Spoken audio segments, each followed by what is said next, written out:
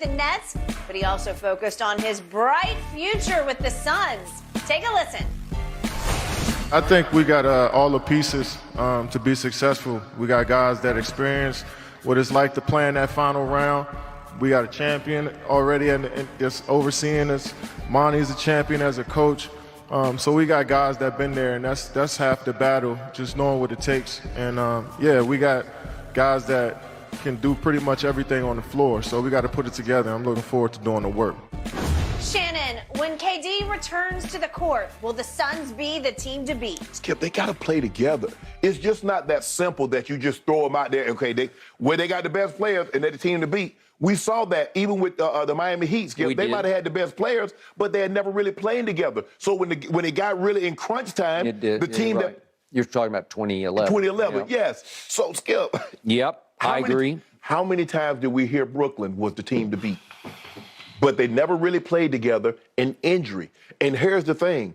You worry about Chris Paul and his body at 37, going soon to be 38. Yep. You worry about Book coming off the hamstring injury, and he seemingly have had hamstring injuries his entire career. He has. KD will be coming off an injury. And then you got to worry about DeAndre Ayton's motor.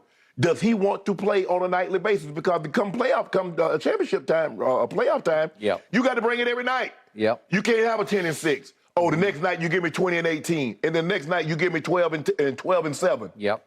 So how consistent? Yes, they have pieces. We know what KD is. We know what Book is. We know Chris Paul can orchestrate an offense as good as anybody currently, maybe as good as anybody ever has. I agree. But the question is, how soon can they mesh? KD doesn't need the ball. He doesn't dominate the ball. Book is Book. Chris Paul is Chris Paul. He can't sum it up and give it to you like he once could. But he's more than adequate enough to get the job done. Can he get the ball to KD? Can he get the ball to Book? Yep. And when DeAndre Ayton gets position, can he get it to him on the block? Yes. But I need to see them play together about 10 games, and I want to make sure that they're going to be healthy going into the playoffs. Because at some point in time, Skip, Chris Paul always get nicked come playoff time. Book seemingly gets nicked come playoff time. KD, I will say this, KD normally is healthy come playoff time. He normally gets his injury out of the way during the regular season, but come playoff time, but he's like, look, we got the pieces. We got guys that have played in the last game. We got a coach that is coached. We got a champion in James Jones that's overseeing this thing, that's been in big games. True. So we have guys that have been there and knows what it takes to be there. Now it's all about us. That is true. They got the third best odds. That ain't where they were before they had KD. No. They didn't have the third best odds. So the Bucks, Boston's 1, Bucks are 2, and the Phoenix Suns are only the plus 450. The Bucks are plus 400. So they're close to having the second best odds. It's gonna be very interesting, but I don't think the trade makes them the overwhelming favorite. I still like the Celtics that have played together. That roster's played together, and they look good. As a matter of fact, they look so good, they took the interim tag off the head coach, gave him the head coaching full time, and gave him an extension. That was significant. So that lets you know. And I'm a big fan of the previous coach. Yes, and the Bucks. We know what they represent with Giannis. Chris Middleton he's going to build up his minutes, but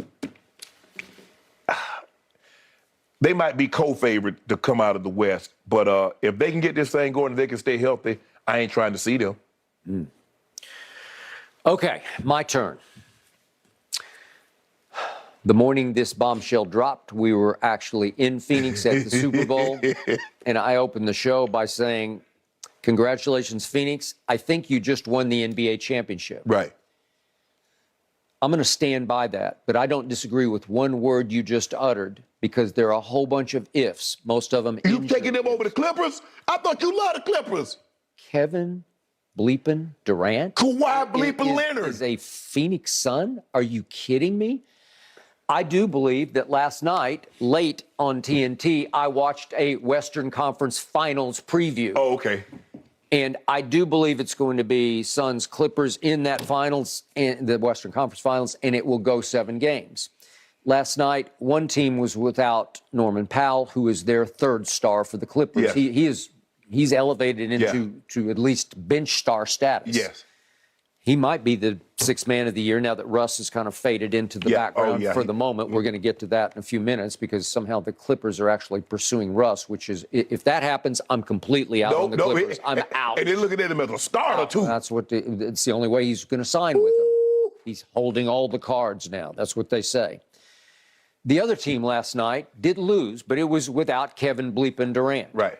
So the first point I want to make to you is I have closely observed Kevin for years and years since he was at the University of Texas. He is simply the thinnest skinned superstar I have ever closely observed. That part I don't love about him. I don't love it that on Twitter he had burner accounts. You're so far above that. You're going to stoop to burner accounts to defend yourself anonymously on Twitter. You're kidding. Right. You are Kevin Bleepin Durant. Well, yesterday he was. And yesterday, it was actually shocking to me. He embraced the challenge. He just flat out said, we got all the pieces. The previous Kevin wouldn't have said that. He would have been more like what you just said. Well, we got a long way to go, and we got to see if we can get enough games together, and it's going to be hard, and we all have had our injury histories, and he would say things like that. He would qualify. Yes, Skip, you also heard him in that thing. He's like, I understand the pressure. He said the pressure is because I'm one of the best, greatest players all. He just acknowledged that. I'm one of the best players all time. I was like, wow. He didn't say currently playing. No. He said I'm one of the best players all time. And he said it matter-of-factly, like he actually, truly believes that. But he ain't lying. Okay, thank you. He is. Thank you. So what did I see from the Suns just last night without Kevin? Listen, I know they lost a lot of firepower, and Mikal Bridges just scored whatever 45. it was, 45 up at Brooklyn. But I'm watching T.J. Warren come off the bench for the Suns, and he came over in the trade. I have always liked him. I have always loved Terrence Ross, and he backed out of a deal to go, I think, to Dallas, like a buyout deal, and came to the Suns because I think he wants to hop on the bandwagon and see if he can win a ring. He'll get a lot of wide open shots with KD. You got that. And he came off the bench last night and was lighting it up. That kid Okogie last night, I don't know if you got to watch it, he's just electric. He comes in and he lights up the scoreboard. Right. Okay, so they're not without depth. They're not top-heavy as you know what, as LeBron once said about the Cavaliers. And not only do the Phoenix Suns have a big three, but they should have a big four because, to your point, when DeAndre Ayton, he's got a little bit of AD in him, when he decides, he can dominate. Yes. Okay? I didn't even look at the box score. What did he wind up with last night? It wasn't 18 and 6. Okay, the that 6 is no good. No. Okay, but you know and I know he's capable of 20 and 10 or 12. Yes. Right? And they're going to need that from him going forward. But to your point, you don't always get it. He's feuded, obviously, with Monty Williams. And yet, now that you've got the firepower up above you, maybe it inspires him to rise to the level that he should play at. Right. Yeah. All I know is, as I told you in Phoenix, the reason they fit together is that the egos fit together. Yeah. Nobody is that ball dominant. Book is shooting dominant, but he's not a get out of my way and let me go solo over here. Well, Skip, here's the thing. Normally, with the exception of maybe a handful of places, where is Kevin Durant going where he isn't the best player? I understand what Book is. He ain't that. Nope. Even Kyrie can say, he ain't that. Nope. Steph was great, but isn't a better player than that. So there's not a whole lot of places that Kevin Durant doesn't walk in the gym and everybody look, well, that's the best player. Okay, and what happened at the hotel in Phoenix when you walked up and looked up at him? Yeah, he legit 7 foot tall. He's 7 feet tall. 7 foot tall. And he's long. God. Yeah. When I walked in, he had his back turned. I was like, that's got to be Kevin Durant. Because he had a trench, he had an overcoat on, and his legs like this here. I said, man, somebody standing on, either that's Kevin Durant or somebody standing on stilts. Right? Yes, and it was KD. I once walked up to him in a hotel hallway. Yeah. And I looked up, I said, that man is towering. Yeah. Okay, and he can shoot it. Yeah. So the point is, he is the most efficient superstar scorer I've ever seen because he doesn't actually need or demand the basketball to score. He can do it efficiently and quietly. And his ego is maybe the smallest of any superstar ever in this league, which is why he has some insecurity going on, why he needed the burner accounts. Well, now he's starting to sort of feel of himself a little bit, and he's coming out more as I'm here to do this.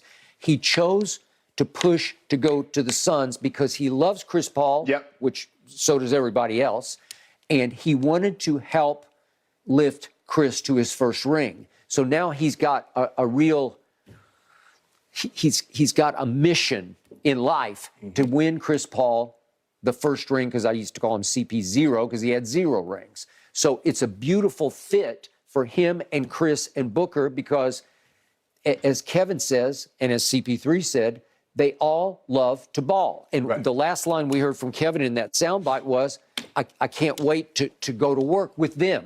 Because they all like to work.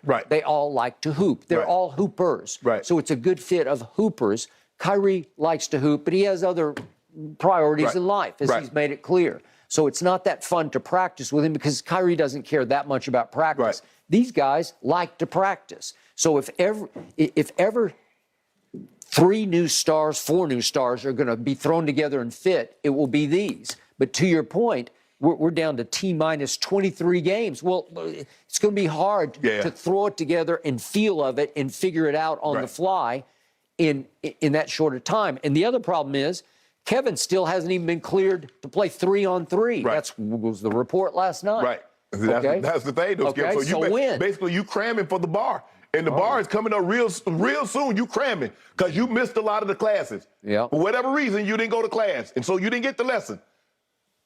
But is he confident? Oh, he absolutely is. Okay.